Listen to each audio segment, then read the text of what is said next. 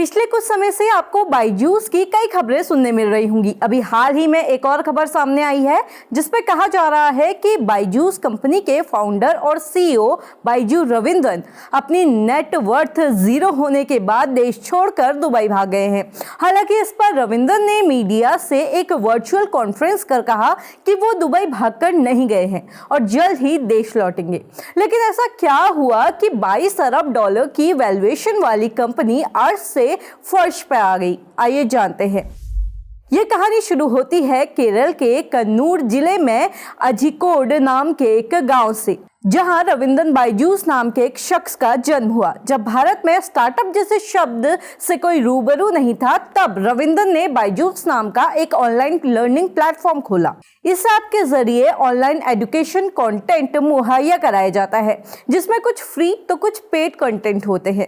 साल 2011 में बायजूस एस्टैब्लिश हुआ और देखते ही देखते 2015 तक भारत की एक बड़ी कंपनी बन गया। 2017 में शाहरुख खान को कंपनी ने अपना ब्रांड एम्बेसडर बना दिया। 2019 में कंपनी इंडियन क्रिकेट टीम की स्पॉन्सर बन गई।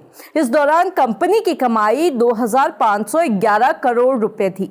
2020 तक बायजूस के 6.4 करोड़ सब्सक्राइबर हो गए। 2021 में बायजूस ने आकाश एजुकेशन सर्विसेज को 73,000 करोड़ में खरीद लिया। 2022 में कंपनी ने लियोनेल मेसी को अपना नया ब्रांड एम्बेसडर बना लिया। बायजूस जब तरक्की की राह पर चल रहा था, तब इसके फाउंडर बायजूस रविंद्रन भी चमकता सितारा थे। साल 2020 में Forbes India richest people list में रविंद्रन भारत के सबसे युवा अरबपति थे। उनकी संपत्ति 3.05 अरब डॉलर आकी गई थी। कंपनी को आगे बढ़ाने के लिए रविंद्रन ने ढेर सारा लोन ले लिया और यही उनकी सबसे बड़ी गलती साबित हुई। बायजूस के मालिक रविंद्रन ने कहा कि अमेरिकी कर्जदाताओं की तरफ से 1.2 अरब डॉलर का टर्म लोन खतरनाक साबित हुआ। इसका इस्तेमाल कंपनी की ग्रोथ पर ही खर्च किया गया। लेकिन जब बीसीसीआई से डील के बाद अमेरिकी कर्जदाताओं से विवाद बढ़ गया और उन्होंने लोन और ब्याज चुकाने का आदेश दिया, जिसके बाद से ही निवेशकों ने भी कंपनी एक एक करके छोड़ दी और फिर कंपनी के हालात खराब होते चले गए। लिहाजा 22 अरब डॉलर की कंपनी 3 साल के अंदर शून्य की हो गई।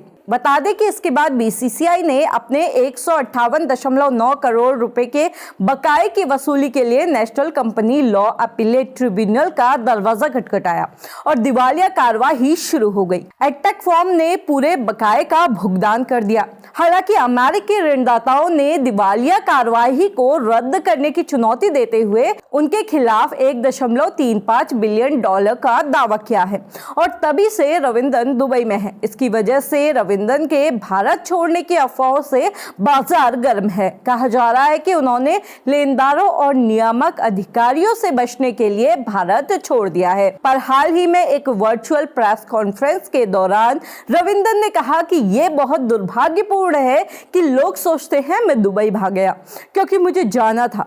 मैं अपने पिता के इलाज के लिए 1 साल के लिए दुबई आया था, जिसके कारण हम लगातार यही रह रहे हैं। लेकिन मैं स्पष्ट कर दूं कि मैं भागा नहीं हूं और मैं अपने देश भारत जरूर लौटूंगा।